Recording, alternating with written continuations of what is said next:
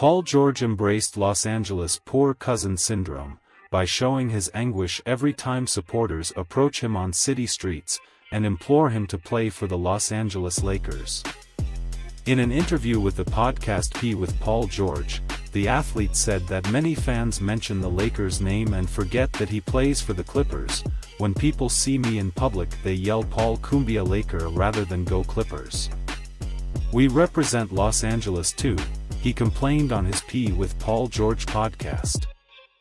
The Los Angeles Clippers player, on the other hand, agreed that his club still has a long way to go to escape the shadow of one of the greatest NBA winners.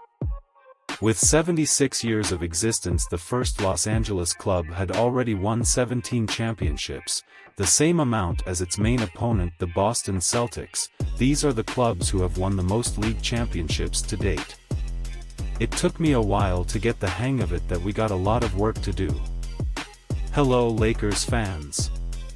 Take the opportunity to leave that like, subscribe to the channel and activate the bell to be notified whenever there is a new video. Paul George said of the franchise's establishment in the league, in addition to championships, the Lakers are one of the NBA clubs with the most tradition and popularity, having been in the league since its inception. Names like Kobe Bryant, Magic Johnson, Kareem Abdul-Jabbar and Shaquille O'Neal have passed for the organization that now boasts LeBron James and Anthony Davis.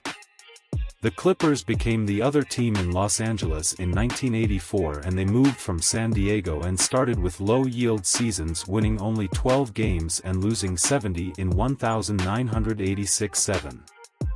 The first postseason appearance occurred in 1993, with a 3-2 loss to the Utah Jazz in a series that lasted only 5 games.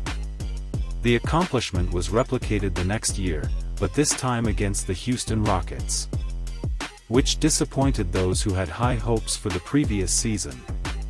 The franchise's most recent letdown occurred just 20 years later, when it enjoyed one of its finest seasons in the NBA, with more than 50 regular season victories for the first time, resulting in its first Pacific Division title. 2013 appeared to be the year, especially with Chris Paul, Chauncey Billups, Kenyon Martin, Karen Butler and Blake Griffin on the roster, and supporters were unprepared for what occurred after finishing fourth for a 2-2 loss to the Memphis Grizzlies in the first round.